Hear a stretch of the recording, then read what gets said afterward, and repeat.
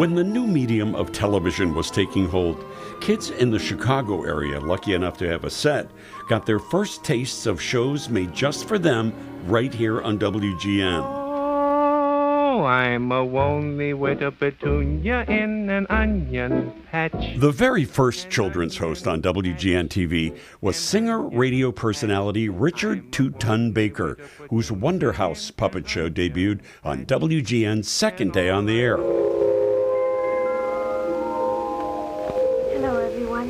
I'm the Blue Fairy. In the late 1950s, there was the Peabody Award-winning The Blue Fairy with Bridget Baslin, who would fly around WGN's Michigan Avenue studios on wires, connecting with the imaginations of kids who would flock to public appearances.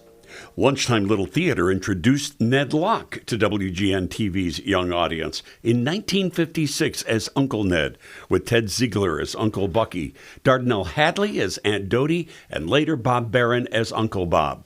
In 1960, Ned moved on to Paddleboat as Skipper Ned. He'd later take on a different role on WGN's most famous kid show. Other early shows included the Do Be, Don't Be preschooler show Romper Room with games and activities. There was the educational show Ding Dong School with Frances Horwich that moved to WGN in 1957. Treetop House was another Peabody Award-winning series where they told stories, sang songs, and did craft projects. And from 1963 to 65, there was the Mulqueen's puppet show with Elaine Mulqueen and her puppeteer husband Jack. But the most famous of all the puppet shows on WGN featured a goose who thought he was king of the United States. How are you? It's good to see you this morning. We made our way up till Thursday. George, I told you if we kept plodding, we start on Monday, we'll make it up to Thursday. A lot of the boys and girls are back in school by now. Garfield Goose and Friends moved to WGN in 1955 with host Fraser Thomas and the puppets Gar, Romberg Rabbit, Macintosh Mouse, Chris Goose, and Beauregard Burnside III. They all transitioned to Bozo Circus when ringmaster Ned Locke retired from television. The puppets remained on The Bozo Show until 1981. Thomas continued on the show while also hosting the long-running movie showcase Family Classics until his passing in 1985. In 1973, another beloved Chicago puppet show, the BJ and Dirty Dragon Show featuring artist and puppeteer Bill Jackson, moved to WGN. Cartoons have always been a big part of WGN's children's programming. Breakfast with Bugs Bunny was an early morning offering for the kids, hosted by Dick Coughlin.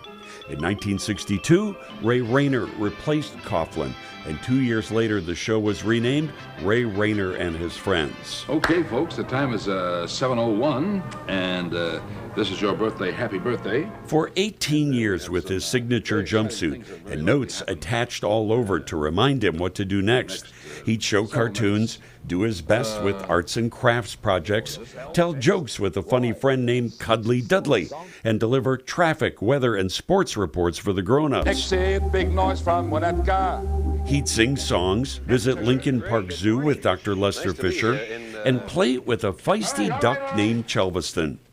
Rayner was also Sergeant Henry Pettibone in the afternoon on the Dick Tracy Show from 1961 to 66, and then an astronaut on Rocket to Adventure, and for nearly 10 years played a big part in the success of Bozo Circus. The first live WGN Bozo show premiered June 20th, 1960, but as a half-hour show with only one performer. Staff announcer and character actor Bob Bell played Bozo, performing comedy bits and introducing the Bozo cartoons weekdays at noon. He'd also play the feisty custodian of the imaginary Odeon Theater, where he'd show The Three Stooges and other classic comedy film shorts. In January 1961, The Bozo Show was placed on hiatus to accommodate the station's massive move from 441 North Michigan Avenue to its new broadcast center at 2501 West Bradley Place. And on September 11th of that year, the show that would become the most popular and successfully locally produced kid show in the history of television was relaunched. Bozo Circus is on the air.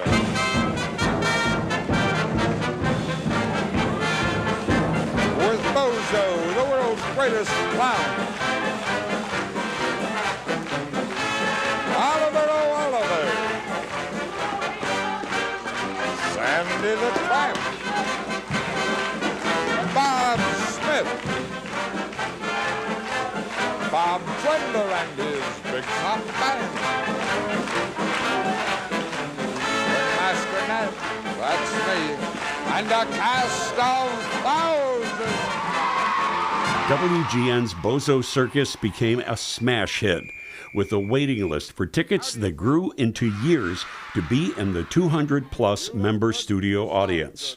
Later cast members also included Roy Brown as Cookie, the kooky circus cook, Marshall Brodeen as Wizzo, the wacky wizard, and Fraser Thomas as the circus manager. Now I have a question for you. I'll bet you have the answer. I say, who's your favorite clown? Hey, that's me! Yay! In 1978, the show's viewership began to spread throughout the U.S. and beyond, as WGN became available to cable and satellite providers as a superstation. The amazing chemistry of this cast was surrounded by funny skits, circus acts, cartoons, and games for the studio audience. But no game was more popular than the simple bucket game created by the actor who played Sandy the Mute Clown, then producer Don Sandberg. It's time to play the Grand Prize Game. The Grand Prize Game became a favorite, as kids in the audience hoped to be picked by the tips and tips only of the Magic Arrows. And drop it in that first bucket right now. Girl. Just toss it in that bucket. Atta girl. Forward. He did it.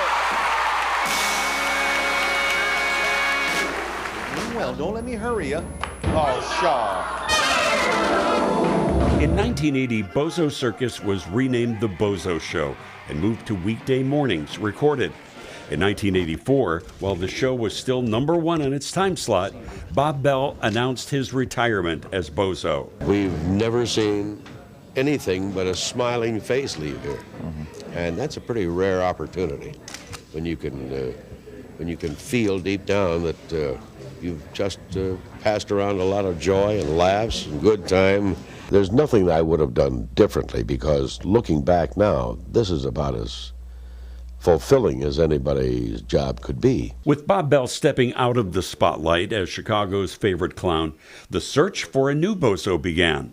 After a nationwide search, Los Angeles-based actor Joey Dioria was chosen to step into the giant shoes. I think we're going to have a wonderful day today, don't you, Cook? A wonderful day! I was just excited by the fact that the show had such popularity, and it really didn't hit me until well into the middle of my first season. In 1994, the show was moved to Sunday mornings as the Bozo Super Sunday Show, with Dioria as Bozo, musical director Andy Matran as Professor Andy, and new cast members Robin Urich as Rusty the Handyman, Michelle Gregory as Tunya, Kathy Scheckelberg as Pepper, later adding educational and informational elements to the show, as per a 1997 Federal Communications Commission mandate to the industry. The final Bozo Show, a primetime special titled Bozo, 40 Years of Fun, aired July 14, 2001, with a musical performance by Smashing Pumpkins frontman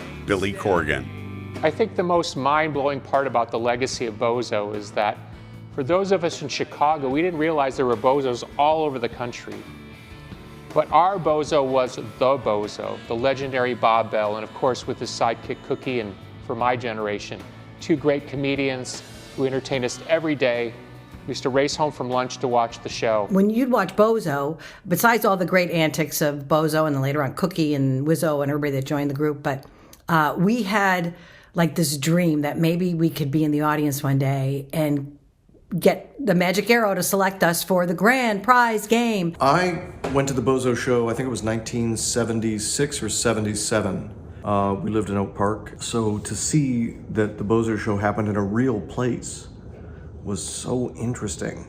And I still get a a little starstruck when I'm at WGN. Bob Bell was, and I started in comedy. Yeah. And while it was a kids show, Bob Bell was one of the funniest people who ever lived. Yeah. I mean, I put him with Bill Murray as funniest people. I want you to go over and take a shower right now. Okay, Bose, I'm sorry. I had a hunch you hadn't taken a shower. I got wind of that as soon as you walked in.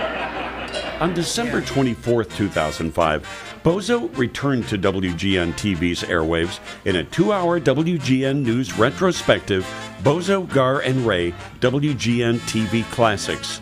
The primetime premiere was #1 in the Chicago market.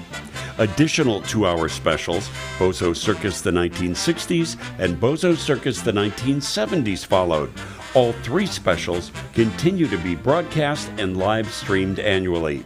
And all of these years later, Bozo remains a crowd favorite, appearing on the WGN TV float at Chicago's biggest parades. In the 75-year history of Chicago's very own WGN Television, kids programming, led by Bozo, has been a grand march of fun.